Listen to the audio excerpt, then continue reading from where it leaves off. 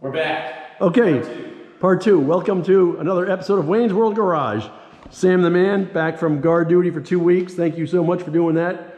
Hopefully that was a lot of fun. And we're here for round two on the BMW M3, the 1997 M3. No crank, no start. Now it cranks and it starts, but runs like shit. I mean, runs really bad. But we're gonna fix that today. We've got a plan. So just a quick recap, put another crankshaft sensor in because that seemed to be an issue.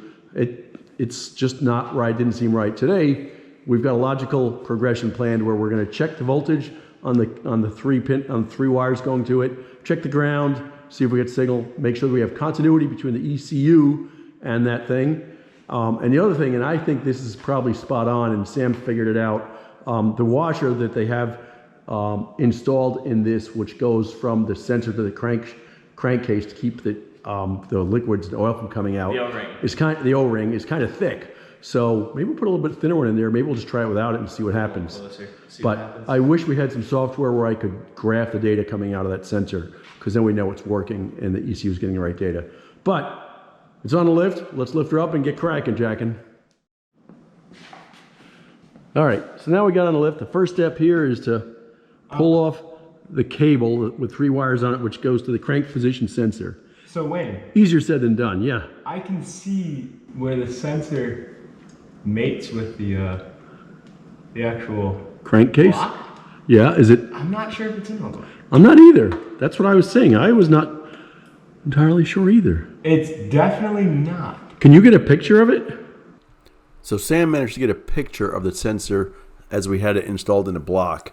As you can see, that little green O-ring is not seated all the way in the engine block, and the metal part is supposed to be flush with the block. It'll never work if it's sticking out this far. It's got to be 3 or 4 millimeters.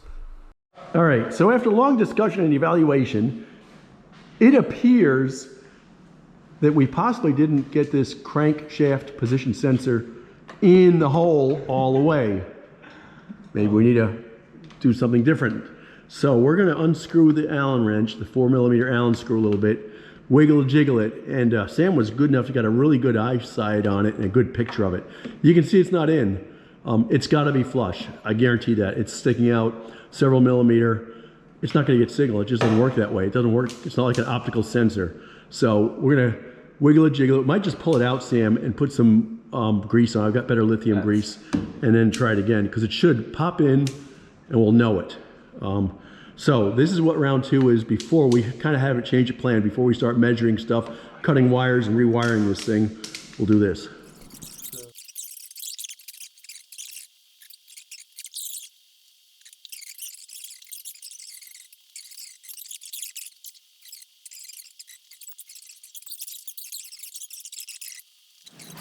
With the O-ring. Oh, nice. It's not absolutely. No, I think that's... So real quick, Sam got a good picture of the hole where the crankshaft position sensor goes. Here's where that is. And here's where it looks like with a crankshaft position sensor installed correctly. And here it is with a connector on it. This is what it's supposed to look like. Let's get ready to fire it up and see if she's good to go. So can you get this on there, crank with this a little bit more? I can definitely crank it. It's just tight now. It's like, I can get in there with this. Okay. It's just you want to tighten it. It's not, I just got it till it stops turning. Tighten it. You know, I've been told not to tighten it that bad. Oh, well, we're not going to put, 400 foot-pounds of torque on it. I'll put like, It's tight, pretty snug. yeah, it's pretty snug. I mean, I'm sure if I got on it, but like. I want to freaking. Oh, and by the way, let's put the wire back on. Oh, that's a good idea. We were, it's still not working because I forgot the wire. No, I've never done that. So. All right, we're clipped in. We're reinstalling. I'm excited. I'm going to take one more picture. Absolutely. See how it looks. Should we do one more comparison? Oh, no, you're good. You don't have to. Well, I'm not sure what we have it for. Yeah. That's not right. And then here it is. Yeah. I got it. Huh? I got it. We're not going to hit anything, are we? In my enthusiasm for low on the ground.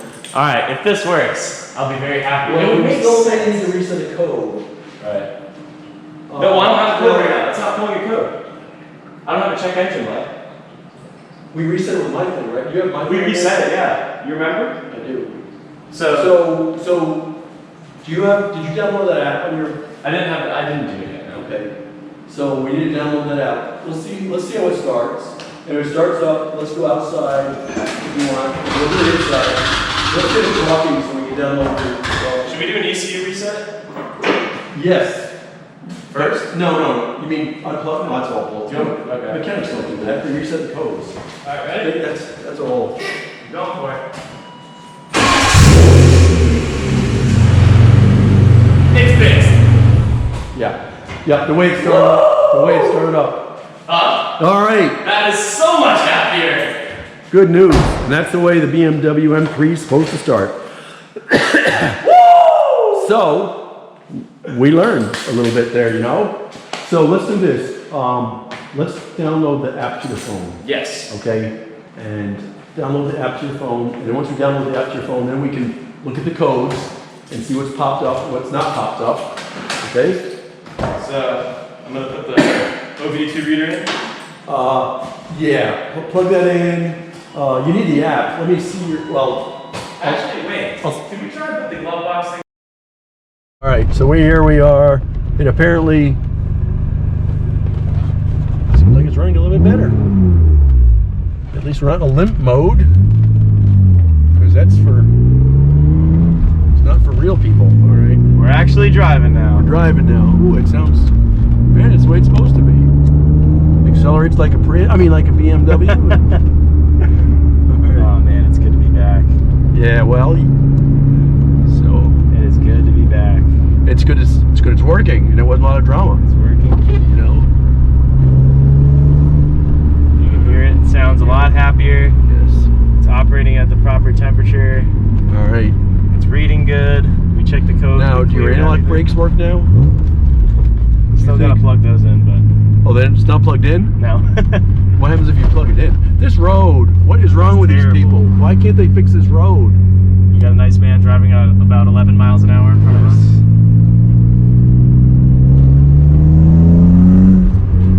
Feels like it's got some pull to it now. Yes, I did the same thing. Avoid these potholes. You're not slipping. Press fourth gear. Get up to fifth. I don't have enough real estate for it. That's interesting. Okay. Huh? So I'm just watching you. You're good. You're fine. I'm not Now, the greatest driver. downshift and hit it. Floor it. Floor it. Floor it. That's what you want to hear. Oh yeah. 5,000 RPM there. So, limp mode usually limits to 4K in some of these Yep. cars. Yep. So we know we're definitely not in it now. Yep. There's fourth gear. There's fifth gear. Perfect. Just perfect. No complaints. Other than it's straightening running. the wheel out. It's running. Well, yeah, we'll straighten the wheel out. Temperature is reading very solid.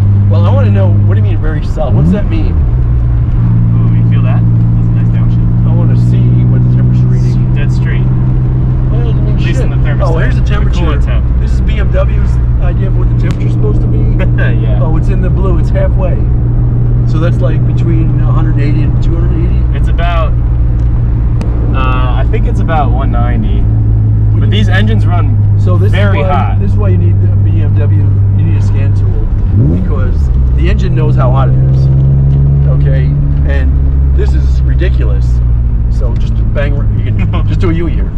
Oh, I was gonna- You can do whatever you want. I'm not gonna. I haven't driven this car in a few weeks. No, I know. Hey, You're stuck in it now. oh, we're stuck with you. Jeez. All right. All right. Well, that wraps up another episode of Wayne's World Garage. Got Sam's BMW M3 up and running. Sam did all the hard work, that's for sure. Did a good job. We installed the crankshaft position sensor wrong the first time. Didn't have it quite seated. Second time we got it right. We figured it out. Not a lot of drama. And Sam's a happy man, and his car's running like a champ.